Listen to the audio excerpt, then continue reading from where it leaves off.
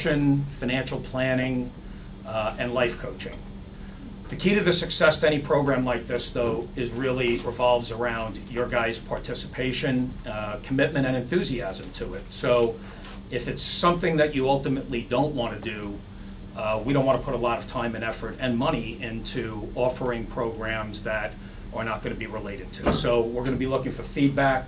Mary will put out surveys after, and we really want to shape the program to be something that you, our associates, are going to find valuable. So today is the start. So our first speaker is Sasha Cagen. I came across Sasha a couple of months ago in a Wall Street Journal article that was geared toward to-do lists. And it brought me back immediately to my childhood and the Saturday mornings when my brother and I would look in my father's wallet, and there was a list of 13 things we had to do that really were going to mess up our entire weekend. So I had kind of a bad vibe about to-do lists, other than when I read the article, and I ended up tracking Sasha down, and we spoke about what she might be able to do for our company.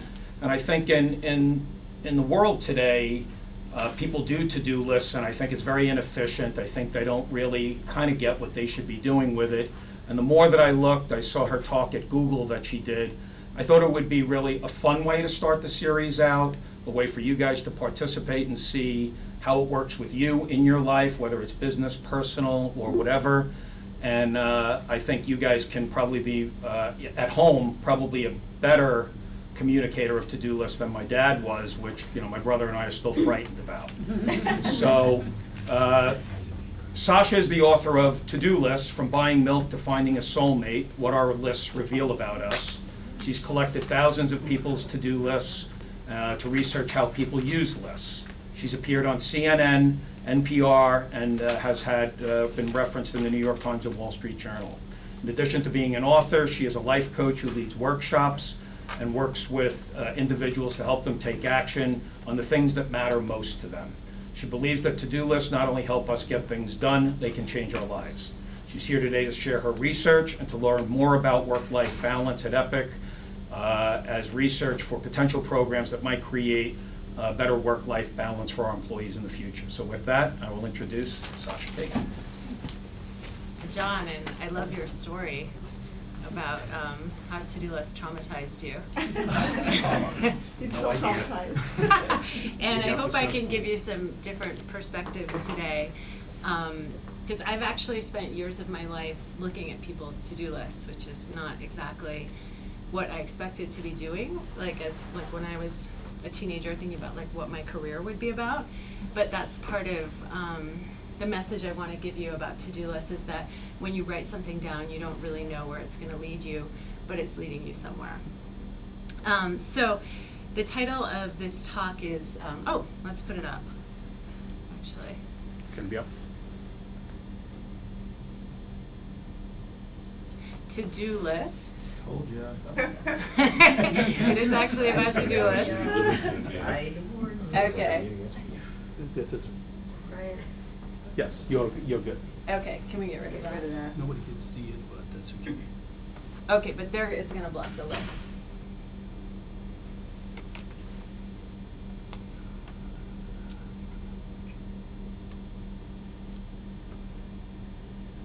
You can continue while I'm working on this. Okay, great. And I need to see it here so I can advance. So the title of the talk is To-Do List, How Our Lists Reveal Our Secret Selves. And this is what I discovered.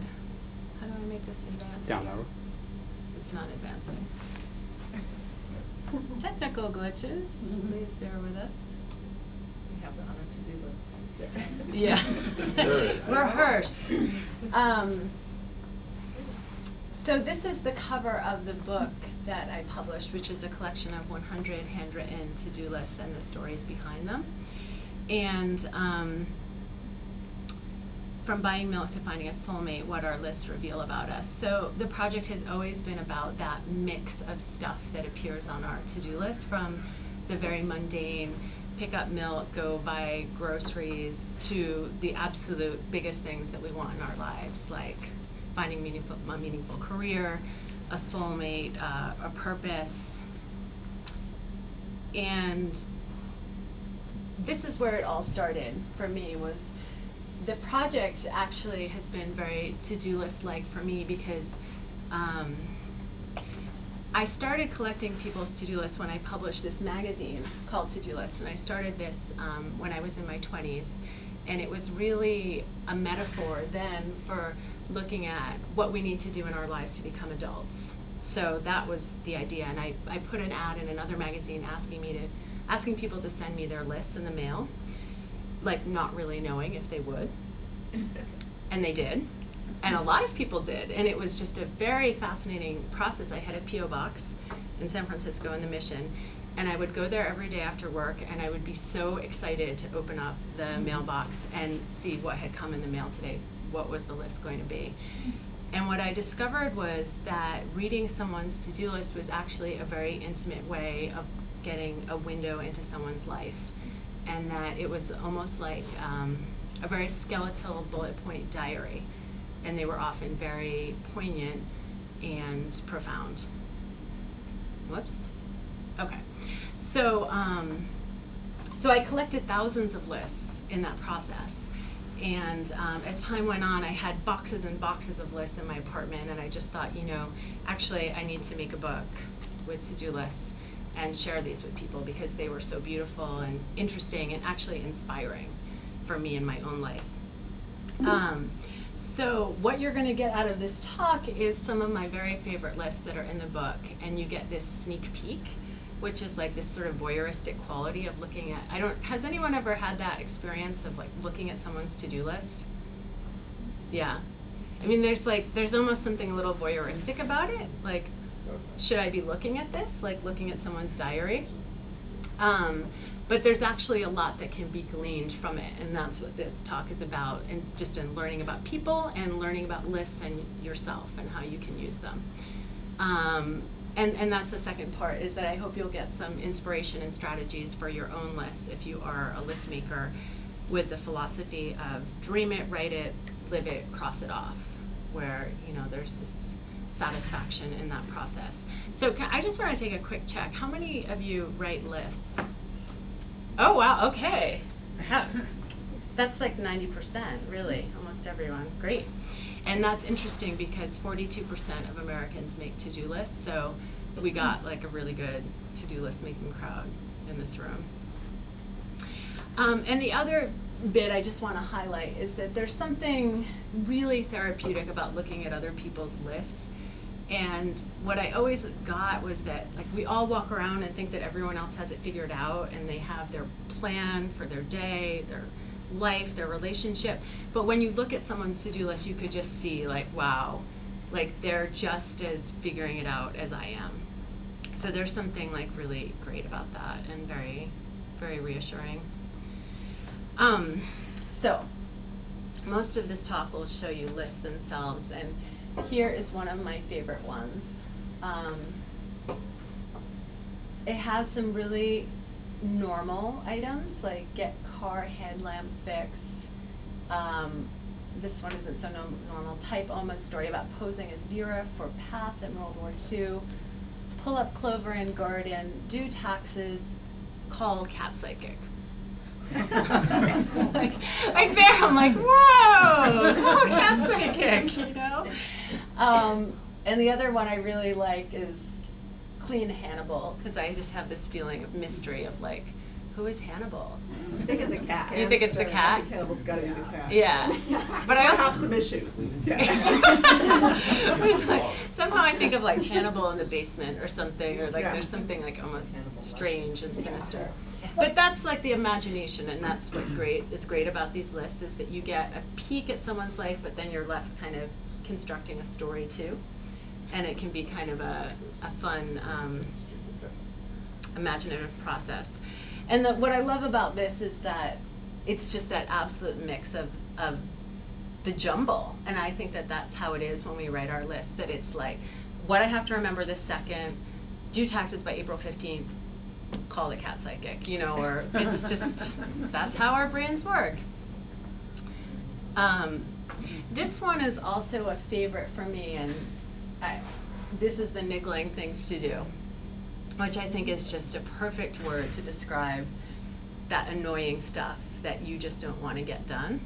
So what I got a chance to do in the book was to talk to the people who had written these lists and find out what meaning they had in them, or did they help them get things done. So this woman, The credit card thing. credit card thing. I know, isn't it great? The things. The thing. Yeah. Yeah, they're all things. Wart? Wart, not the wart thing, but the wart. The wart. Yeah, these are all like super annoying things that nobody really wants to deal with. And she throws an aerobics class in there. Mhm. Soft Something like impact. aerobics, right in the middle. And so for her, the best way to get niggling things done was to put them all together as one, and you can see that she checked them all off. I actually, we'll get to it later, but I did some research about how many people check and how many cross off, because everyone has their own style. And another thing that this points out to me is that everyone has to find their own way that to-do lists work for them. There are certain tips and strategies, there are productivity books, but in the end it's a very individual process, just like our brains all work in very individual ways, and this is what worked for her to put all the annoying niggling things together. Okay, this is another classic one. That looked like my dad. That's the wallet. It's been sat on. Always learning, formal education, make activism nonprofit my day job. That's what I thought it said. Oh, yeah, there you go. So this is very important. This is get land, not get laid. Yeah. Common misconception about this. If you have to put on the list, you've got issues, okay? This person should meet the cat psychic. Perhaps.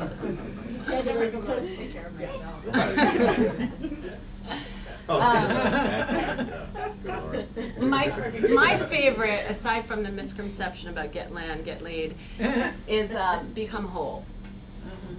Because it's big, right? And how do you ever check that off? You know, what's the evidence of becoming whole? When do you know? Yeah. You get the lead, then you get the land, then you go home. This looks like a life list as opposed to a daily to-do list, though. So that's a really interesting observation, and one of the interesting story behind this list is this is a woman who loved lists so much that she actually crossed over into truly obsessive list making. This person. And she couldn't stop listing. She carried the notebook around with her all the time. And it was always like, buy mangoes, da-da-da-da, become whole. In this way, that was like, you know, it wasn't actually serving her. It became too much. So her story is really interesting because actually there is a term called glazomania, which is obsessive list making. Oh, there it is. Listomania. Yeah, glazomania, and it falls. Yeah, and it falls in the DSM as a part of obsessive compulsive behavior. You could be obsessive about checking the stove. You could be obsessive about lists. That's one of the examples. So for her, what worked was that she took a break for 3 years. She just had to stop, and then she was able to reintegrate list making into her life in a way that worked again, and then she started a nonprofit to work with women in prison, and she taught them list making as a skill. So for them it wasn't natural, or they didn't know about lists, and it actually was really important for them, and she got a lot of satisfaction out of that. So maybe then she was like becoming whole.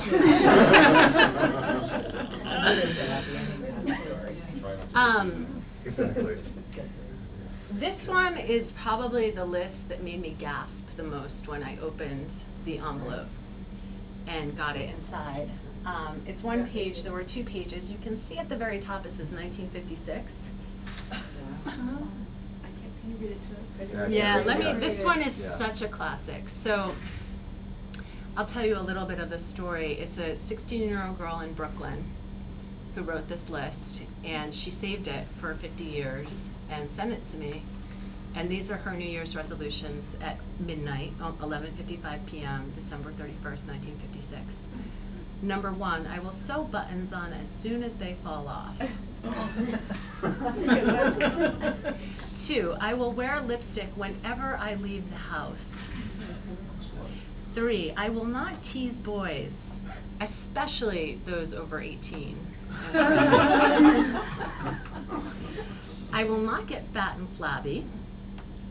Number 5, I will start every day off by grinning in the mirror. And 6, I will not light a cigarette if I don't really ... It continues on the next page. So this one is, really amazing for a number of reasons. One is the fact that she held on to it for 50 years. And what I found in my research was that a lot of people had held on to lists for many years. And they are like extremely important artifacts of their lives or of a parent's life.